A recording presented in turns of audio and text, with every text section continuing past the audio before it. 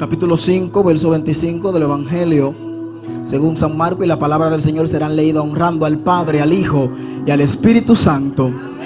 Dicen así: pero una mujer que desde hacía 12 años padecía de flujo de sangre y había sufrido mucho de muchos médicos y gastado todo lo que tenía y nada había aprovechado, antes le iba peor. Cuando oyó hablar de Jesús, subraya la palabra oyó y cámbiala por el término escuchó. Cuando escuchó hablar de Jesús, vino por detrás entre la multitud y tocó su manto, porque decía: si tocare tan solamente su manto, seré salva. Rápidamente quiero ir al capítulo 11 de la carta a los Hebreos, en su verso 1, que dice: es pues la fe, la certeza de lo que se espera y la convicción de lo que no se ve. Puede sentarse en esta noche. Aleluya. Bendecimos a Dios. Padre, hónranos una vez más a través de la meditación de tu palabra, en el nombre de Jesús. Aleluya. En esta noche quiero compartir con usted algunos principios acerca de la palabra de Dios, y quiero hablarle acerca de la fe. Amén. Bajo este tema quiero hablarle acerca de la fe y de los beneficios que nosotros recibimos al tener el conocimiento del mismo. Amén. Pero antes de iniciar con lo que es el desarrollo del tema que traigo en esta noche, quiero compartir con usted algunos principios que descubrí hace algunos tiempos y tuve la oportunidad de compartir en una ocasión, y mi hermano Lima se regocijó y me decía: ¿cuándo vas a hablar de este tema allá en la iglesia? Aleluya. Y resulta que en la universidad en la cual asisto, tuve la oportunidad hace años atrás de recibir una materia conocida como Introducción al Cristianismo, donde la profesora, facilitadora o maestra nos mandó a investigar el concepto o el origen etimológico de una palabra bien famosa dentro de lo que es la filosofía, y el término que ella me mandó a investigar es el término cosmovisión. Cuando yo me dirijo a la internet y a las diferentes fuentes a buscar el concepto de este término, yo me doy cuenta de algo bien interesante, y lo que yo descubro es que la palabra cosmovisión es la traducción del latín de un término alemán cuya raíz etimológica es la función de dos términos griegos. Está la palabra cosmos y está la palabra visión. Cuando tú andas y buscas el significado de la palabra cosmos, tú te darás cuenta que el cosmos los griegos lo utilizaban para identificar el universo, el cielo, las estrellas y todo lo que tiene que ver con el ambiente atmosférico. Y cuando tú buscas la palabra visión, la visión es lo que tiene que ver con el entendimiento, con el conocimiento y con la vista. Y literalmente la cosmovisión se interpreta como la manera en cómo una persona puede ver e interpretar el mundo. Pero dentro de lo que es la estructura de la cosmovisión existen tres factores los cuales son fundamentales nosotros poder conocer para tener una idea más amplia de qué consiste la cosmovisión, que es la lógica, la ciencia y la fe. ¿Qué es la lógica? La lógica es lo que tiene que ver con la razón. La razón es lo que tiene que ver con lo palpable, con lo visible, con lo tocable, con todo lo que te rodea. ¿Y qué es la ciencia? La ciencia se define como la rama del saber humano que le carga de darle una explicación lógica, científica y satisfactoria a todas las manifestaciones que se materializan en la humanidad. ¿Y qué es la fe? La fe es aquello que te ayuda a creer a lo sobrenatural. Alabado sea el nombre del Señor. Pero cuando yo empecé a analizar esto, yo me di cuenta de algo bien interesante, y es que la lógica y la ciencia es el ojo óptico con la que más del 75% de los seres humanos ven e interpretan el mundo. Por eso encontramos algunos científicos liberales que al momento de estudiar las sagradas escrituras y querer darle una explicación lógica o científica o razonable a las manifestaciones sobrenatural que registra la palabra del poder de Dios, al ellos no poder encontrar una explicación lógica, científica o satisfactoria, terminan descargando el estudio y diciendo que Dios no existe. ¿Por qué?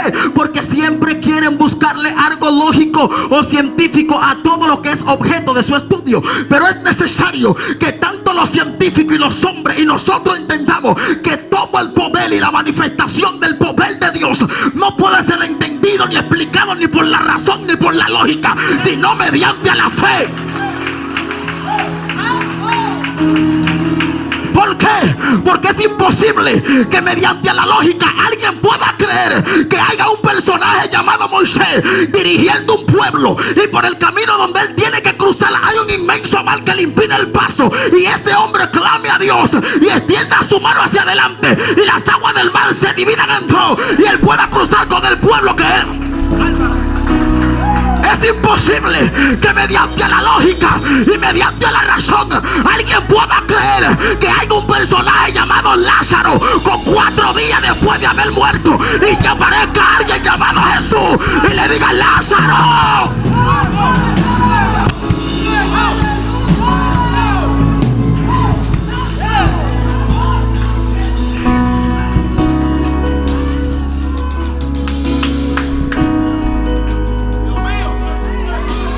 ¿Por qué quiero comunicarte este concepto en esta noche?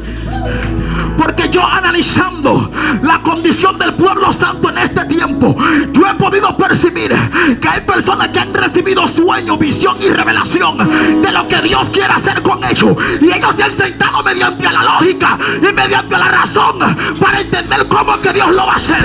He venido a decirte en esta noche que lo que Dios dijo que iba a hacer contigo, tú no lo vas a entender ni por la lógica ni por la razón, sino mediante la fe.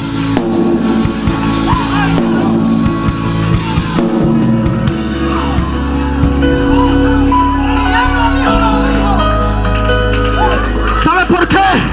Porque la lógica te va a decir que es imposible, pero la fe te dice que para el que cree todo.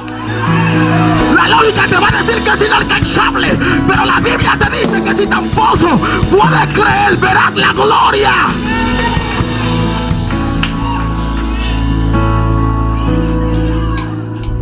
Lo que Dios dijo que iba a hacer contigo, la lógica no lo va a entender.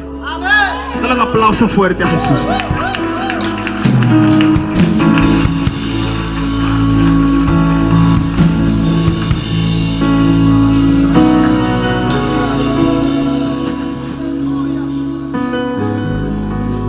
La fe. ¿Qué es la fe?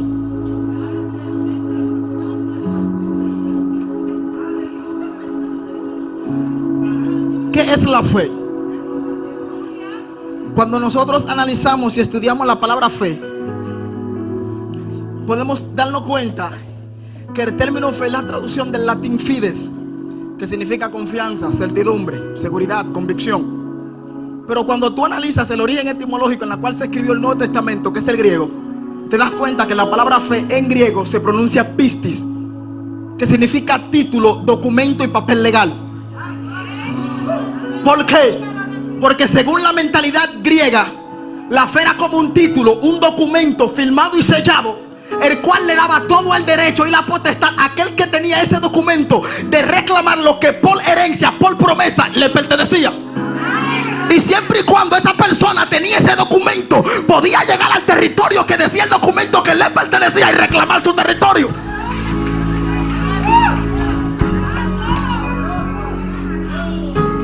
Por eso es que tú ves que las personas que se bautizan generalmente le dicen que le dan un documento llamado fe de bautismo.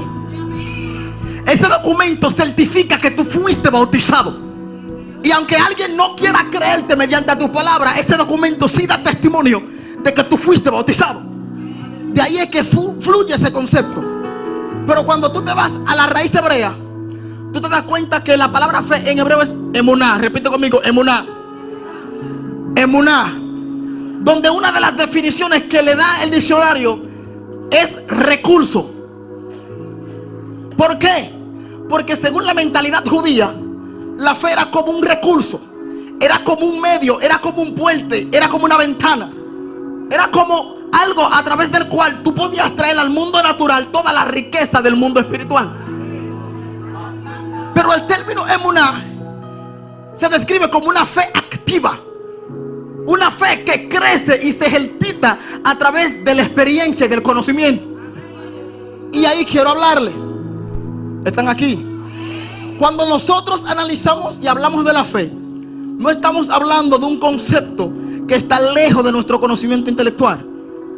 De alguna u otra manera, todos los que estamos aquí presentes conocemos o sabemos qué es la fe o qué significa ejercer fe. De hecho, yo estoy totalmente convencido de que todos los que estamos aquí reunidos en esta noche, lo estamos por la fe que tenemos en Jesucristo, el Hijo de Dios. De tal manera que si yo le preguntase a cualquiera de los que están aquí presentes, ¿qué es la fe? ¿O qué significa ejercer fe? A lo mejor algunos me darían la referencia de la carta a los Hebreos en su capítulo 11, diciéndome: pues la fe, la certeza de lo que se espera y la convicción de lo que no se ve. Y es algo real, puede ser aceptable, la Biblia enseña ese principio. A lo mejor otros me darían una definición menos explícita, diciéndome que la fe literalmente es creer, también puede ser recibido. Es algo que la palabra del Señor enseña. Pero estudiando yo el capítulo 11 de la carta a los Hebreos, descubrí algo bien interesante. Y lo que yo descubrí es que la fe no consiste simplemente en creer. Más que creer, la fe consiste en conocer. Porque es imposible que alguien pueda creer o estar seguro de algo que él desconoce. Se lo voy a explicar en su idioma. La Biblia dice que es pues la fe, la certeza de lo que se espera y la convicción. Ahí el escritor le está arrojando a luz dos principios, los cuales son fundamentales nosotros conocer para tener una idea más amplia de qué es la fe. Él dice: certeza más convicción me equivale a fe. Eso a mí me da a entender que para yo conocer en sí qué consiste la fe, tengo que saber qué significa la palabra certeza y qué significa la palabra convicción. Cuando yo me doy cuenta de esa necesidad, yo me dirijo a diferentes fuentes a investigar este concepto. Y lo que yo encuentro es interesante, porque yo encuentro que la certeza se define como el conocimiento claro y seguro de algo. La certeza también se define como la plena posesión de la verdad, correspondiente al conocimiento pleno, el cual te permite confirmar algo sin sombra de variación o duda. Y la convicción se interpreta como la seguridad que una persona puede llegar a ejercer en algo que ya él conoce, dándome a entender esa interpretación de que nadie puede creer en algo que no conoce. Nadie puede afirmar algo del cual no ha tenido cierto nivel de conocimiento o experiencia. O sea que es imposible que alguien pueda tener una fe genuina en Dios si no tiene un conocimiento de quién es Dios. De hecho, el apóstol Pablo dice que es la fe por el oír. ¿Y el oír qué? O sea que cuando yo escucho hablar de la grandeza de Dios, yo adquiero un conocimiento de quién es Dios. Y ese conocimiento activa en mí una seguridad que me equivale a la fe que mueve montaña. ¿Están aquí? Pero cuando analizaba yo el capítulo 11 de la carta a los Hebreos, la parte que más impactó mi espíritu es el verso 31 y 32, donde dice la Biblia que por la fe Rahab la ramera no pereció juntamente con los desobedientes, habiendo recibido a los espías en paz. Cuando yo leo esto, yo le pregunto a Dios: ¿qué hace esa mujer siendo exhibida en ese escenario donde Dios se encarga de dar testimonio de los hombres que marcaron su historia por causa de su fe? Si la palabra del Señor le enseña claramente que esa mujer era pagana, era ramera y para el colmo era... ¿Están aquí? Y cuando yo me hago esta pregunta, el Espíritu Santo me llega al capítulo 2 del libro de Josué, donde la Biblia dice que esta mujer entabla una conversación con los espías que fueron a espiar la tierra de Jericó. Y ella le dice: yo sé que Jehová vuestro Dios os ha dado esta tierra, porque hemos oído que Jehová hizo secar las aguas del mar delante de ustedes cuando salieron de Egipto. También hemos escuchado lo que le hicieron a los dos reyes que están del otro lado del río Jordán, a Og y a Sehón, los cuales ustedes han destruido. Y a causa de esto el corazón de todo el pueblo ha desmayado, de tal manera que no queda aliento en el corazón de hombre alguno, porque hemos entendido que Jehová vuestro Dios es Dios arriba en los cielos y Dios también en la tierra. O sea, esta mujer escuchó hablar de Dios. Ella escuchó cómo Dios dividió el mar rojo en dos. Ella escuchó cómo Dios le dio grandes victorias a su pueblo. Ella escuchó cómo Dios alimentó a la nación de Israel. O sea, ella tuvo una información, y esa información activó en su espíritu la convicción de que el Dios de Israel era el Dios verdadero. ¿Están aquí? ¿Están aquí? Pero cuando yo recibo la mayor revelación de esta mujer, la recibo en una tarde orando, donde Dios me habló de manera audible como nunca lo he vuelto a escuchar, y me dijo: la fe de Rahab es la fe que lo arriesga todo. Cuando escucho esta palabra yo me impacto, porque nunca había escuchado la voz de Dios tan tangiblemente.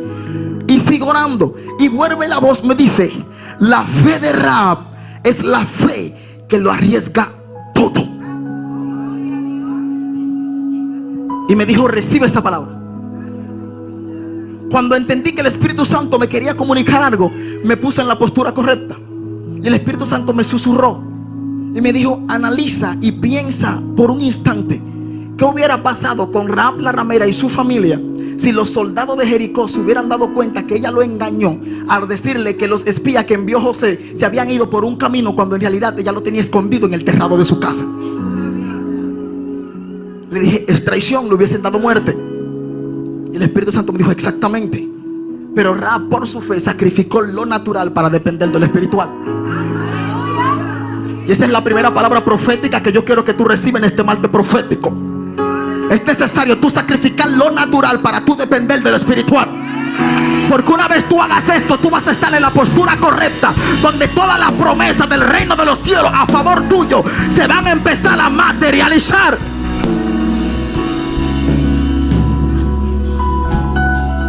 Pero la vida de esta mujer no deja de sorprenderme, porque estudiando la genealogía de Jesucristo, yo me doy cuenta de que Rahab la ramera se casó con un israelita que pertenecía a la tribu de Judá, que respondía al nombre de Salmón. De esa unión matrimonial nace un personaje bien famoso llamado Boaz. ¿Se acuerdan? Boaz se casa con una moabita llamada Ru. De Ru nace Obed. De Obed nace Isaí. Y de Isaí entonces nace David. Y del linaje de David es entonces donde nace el rey de toda la creación, que en esta noche está aquí. ¡Aleluya! Literal.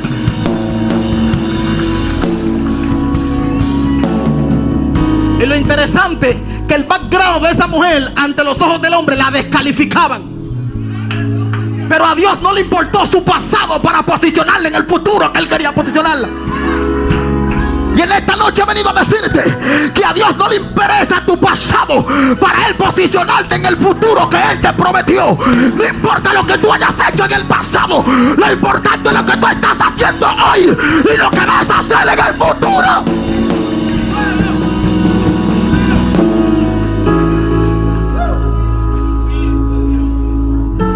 Y para ir aterrizando,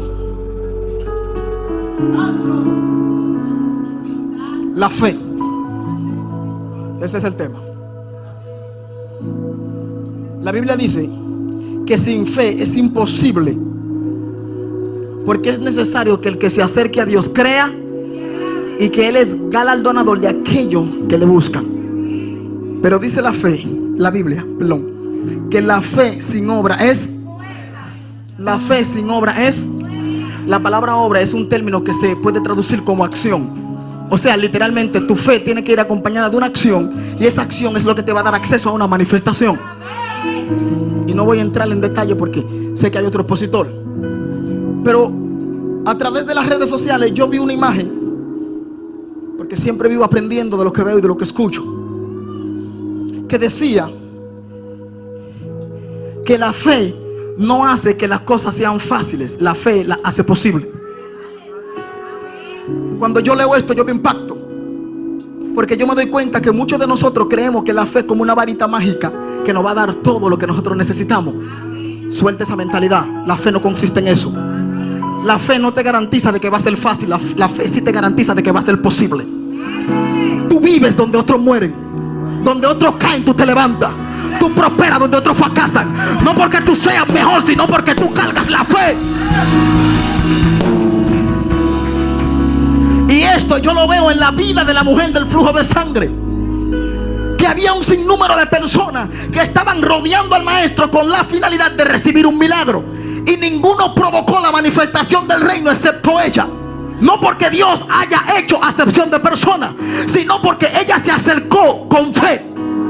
Y para esa mujer acercarse a Jesús no fue fácil, porque esa mujer padecía del flujo de sangre. Y cuando tú estudias la ley judía, tú te das cuenta que las personas leprosas y las que padecían de flujo de sangre eran consideradas inmundas, de tal manera manera que los hombres ni siquiera podían llegarse a las mujeres menstruosas, porque lo contaminaban y le excluían de la adoración o del servicio a Dios.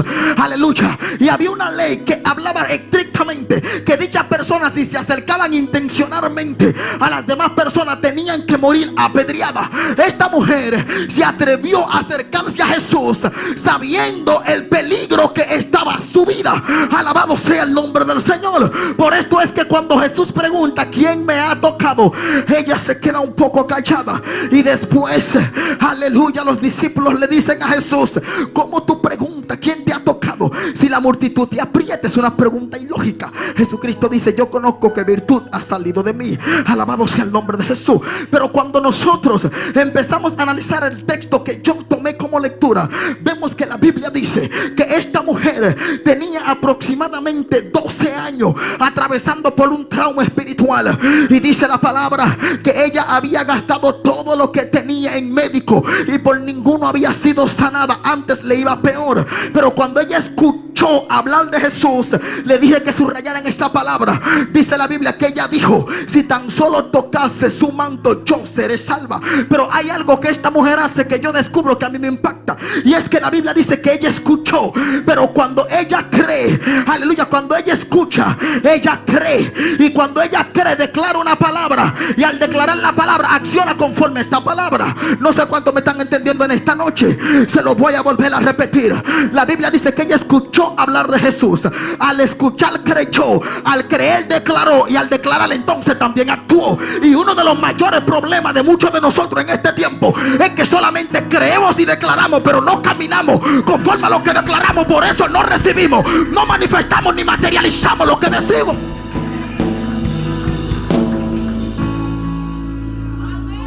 Porque usen la lógica por un instante, se lo voy a permitir,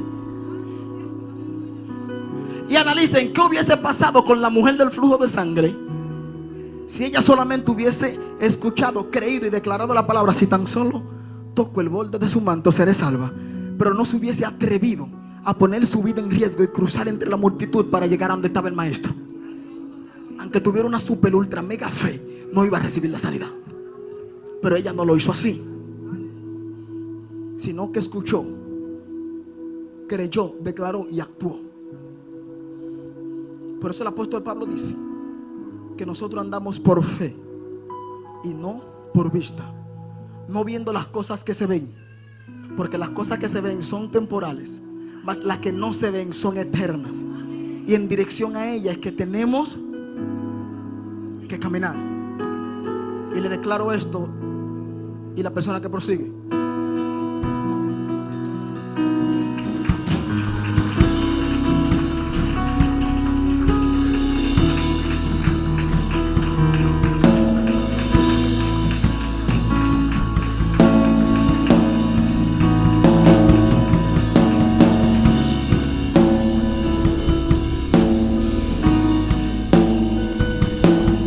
esto.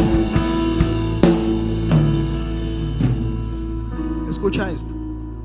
Algo sencillo. No se lo voy a explicar, solamente se lo voy a declarar. Allá afuera usted me pregunta si quiere. Se lo voy a dejar de tarea.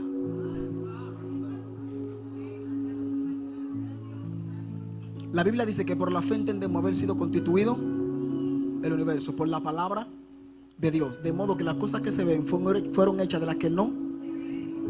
A través de esto yo entiendo que lo que se ve es más real, o sea, que lo que no se ve es más real que lo que se ve, porque lo que se ve fue diseñado de lo que no se ve. Y cuando vamos al libro de Génesis, la Biblia dice que en el principio creó Dios los cielos y la tierra, y que la tierra estaba desordenada y vacía, y que el Espíritu de Dios se movía sobre la faz de las aguas.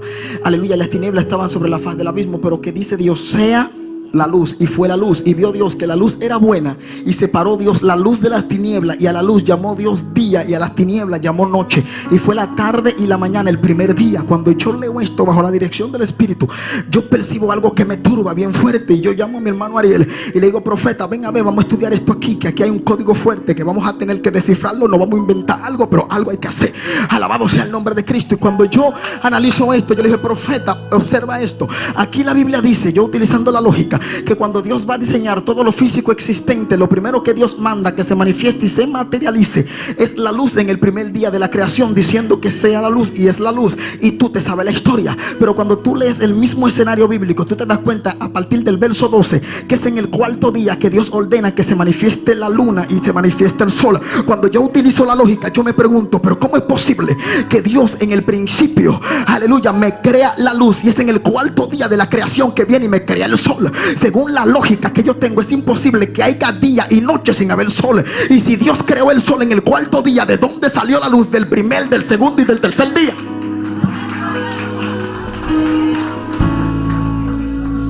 ¿Hay alguien aquí conmigo? ¿De dónde sale la luz que me ilumina el mundo en los primeros 3 días?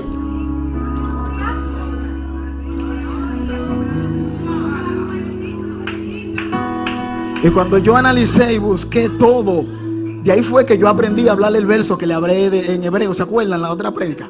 Ahí estudiando ese análisis. De ahí fue. Y empecé a buscar todas las raíces y toda la etimología y todas las cosas del mundo. Descubrí muchas cosas, pero nunca encontré nada. Hasta un día que una nueva creyente en un estudio bíblico me dio la clave que le faltaba a mi rompecabezas para yo aprender algo. Y mientras yo estaba buscando tierra profunda, la respuesta estaba ahí mismo. Desde ese día yo aprendí a nunca menospreciar a nadie, porque tú no sabes a quién Dios va a utilizar para darte una palabra.